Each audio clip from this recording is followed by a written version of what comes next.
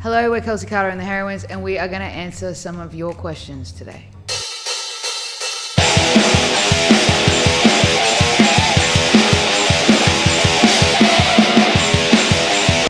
I have my naked body on my arm here as a pin-up girl, and I did that because I put on a bunch of weight and I didn't love myself, and I decided to get myself naked on my body so I would love myself. And I do. I don't know. You have a lot. What's your favourite tattoo? Of yours? Yeah. I'm a big cherub fan. Yeah, the knife through the heart. Oh, the goal in the football. The goal in football. Okay. My favourite one is actually this one on my ankle. Nowhere, no one. Helps to remind you that everything is meaningless. You are no one. Yeah. Argent. J.K. Webb. Really got room for tattoos because I have to write chords down my arm for every gig, and I've got terrible memory. I don't, just let it all ball up and it comes out on like the 5th day. 5th day? Yeah, every 5 days is a big blowout. Oh, God. I bottle it up for way longer and then the explosion is way bigger. That's usually my... And then Unfortunately, I'm rather to the contrary on this one. I think that when I'm on tour, it's possibly one of the only places where I don't have any mental health problems. So all of a sudden, I'm like super happy, which is an extreme rarity. It's probably the excellent company I find myself in. Well, What, your own? no, well you're there occasionally from time to time. Away from Sausage Mew though. I am away from Sausage Mew, yes. I'm not a single boy swinging around, you know. I don't go swinging around. I'm a faithful woman. My mental health pays the price after tour, I'm not going to lie, because then I go into like a depression and I've overworked myself and I feel like I'm worthless if I'm not on tour. But I agree with you, Peach, being on tour is actually when I'm my happiest, other than missing home and not taking care of myself physically, because it is, I'd say it's hard to take care of yourself physically on the road, but my mental health plummets at the end. Yeah. Communication with the person at home always helps the best, I think, and getting drunk. I hate about the music industry how it's become less and less about the music, and nobody actually tries to be good anymore, and they just try to look like they're good, and then it all falls apart of the gig, and then we just laugh at them. I would say the worst part of the music industry...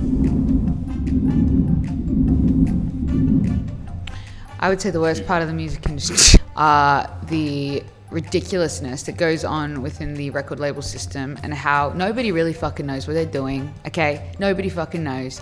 Everyone just throws shit at the wall and see if it sticks, but everyone likes to think that they know what they're doing, but they don't. And let me tell you, no suit in his ivory tower is gonna tell me when I can and cannot do something, or who I can be, or what I can wear, or who I can love, or what I can say in my music.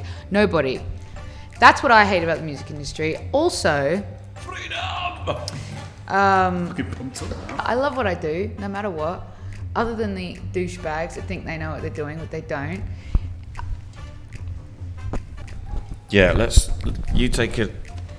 Mine's all just summed up in a sort of lack of sincerity kind of thing. And so much of the music is shit. Sincerity on 2 levels. One, in the creational sector. I feel like if you're going to go and sing a song every night, you should probably bloody well mean it. Otherwise, what's the point? What is the point? Yeah. Everybody's there to consume that song into themselves, to feel something. And if you're not emanating the feeling, why are you there? I don't get it. I don't really understand. The other part of that sincerity bubble is people that want to be your mate to get something out of you. And then as soon as they got it, see you later, Charlie. See you in a bit. Mine's probably when you go to a gig and you can't get a beer in a glass. You have to have it in a plastic cup. That's probably the worst bit for me. Red Hot Chili Peppers. Is the greatest rock or punk band of any generation. No, it's The Darkness, but on to you. I think Queen, for sure, is at least top 3 greatest bands of all time. Or Oasis. Sex Pistols, they're the most influential rock and punk band. They did like 20 gigs. They were together for like less than 2 years. Yeah, they had one album. Like the influence that band's had, and they were like a band for a bit. Yeah. It's insane. I would have to agree. That's like the definition of punk. They embodied it and they have kept it going forever. So, well, I guess that's that then. Yeah. A keytar. Sincerity, guitar solos, the ability to track to tape. Originality. Like we have less originals today. What did you say? Originality. I literally just went. Forgot already. Oh, people take themselves too seriously nowadays, and we need more drum solos. Jimi Hendrix, it's got to be. You'd have to watch that live to experience that. Oh, Joe Strummer. And the Clash in full feather. Sam Cooke or James Brown. I saw James Brown live. Did you? Yeah. Was it amazing? It was incredible. Yeah. But Sam Cooke is my favourite singer of all time, and he died like super young. So Presley or Winehouse? Seb's drumming. Peach's historical stories. Kelsey's modesty. Seb's relationship and health advice. single. Exactly, it's the key. The key to a good relationship is to be single. It's working out brilliant, mate. Everything you're teaching me is going exactly to plan. Still single. Welcome to hell. What about Tommy? Oh, Tommy's bass playing. Also, he drives me everywhere, which is brilliant. Kelsey is more... we need a bigger paragraph. We need to PTO at the bottom of the page. Because how could I just simply sum up my adoration of such a character in just a few short lines?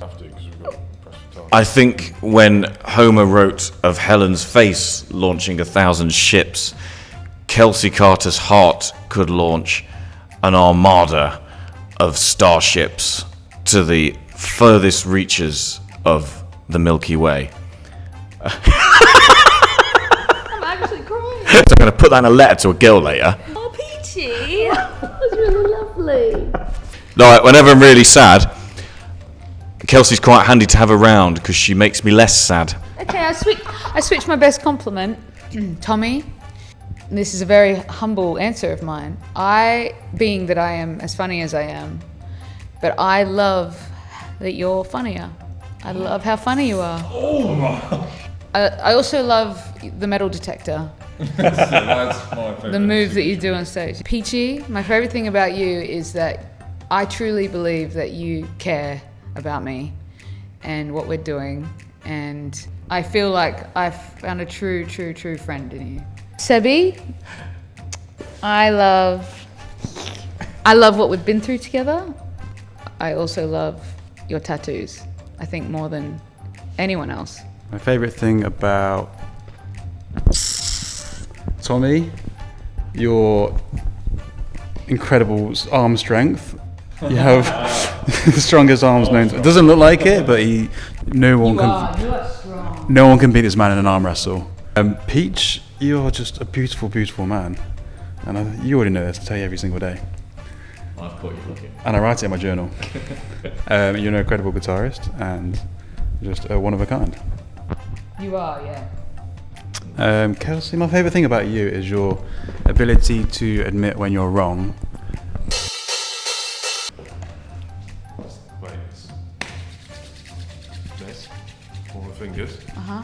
And then to the music. Oh, stand up. Oh no.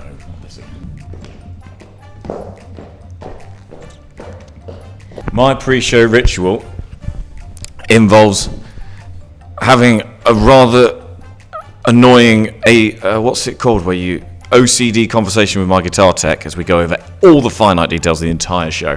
Again, even though we've done it 36 times that month, we do it every night, again and again and again. He gets really rather irritated at me. And that's understandably so, because I just bang on and on and on. It's ad nauseum.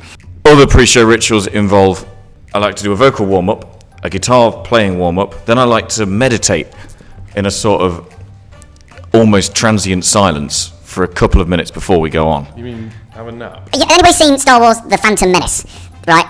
The culmination, when it's about to kick off, Qui-Gon Jinn gets in that little red box, and he's got to fight Darth Maul, and he goes and sits down, on my knees, and he's sat there like that. Then he gets killed. I've been inspired by that sort of moment of calm before the great battle ahead. Honestly, weeing is one of mine as well, because I tend to accidentally wee myself on stage sometimes. I don't really have any, to be fair. Just be good. Get ready to be good. Look in the mirror and say, be good. Smash it, Kels.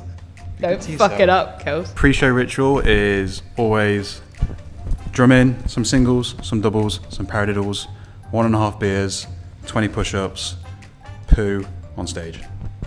Poo on stage.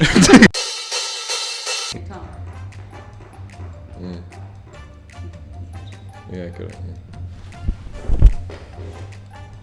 I've got something in my eye. Oh, Jesus, what have you done there? It's really hard with the long hair. What are you doing? Oh, Brian Cox. Yeah. Oh, the universe is a wonderful and marvellous, fascinating place. Here he is. Look.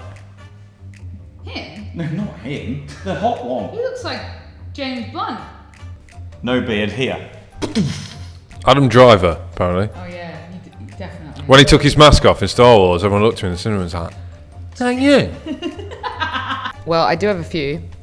I get told a lot that I look like Angelina Jolie, which obviously I don't even know how to take. The girl from The Craft, what's her name? She's the girl in The Water Boy. Adam Sandler. No, the fucking girl. And I get asked on the daily if I'm related to Youngblood. I also get Amy Winehouse a lot. Oh, and I've gotten Pete Davidson. She's got big lips. You look like Pete Davidson. Thank you. People have said Jon Snow, but Oh, yeah, I see that. thinking about his it, brother. but you look more like him now. That's true. Thank you so much for watching. We'll see you next time.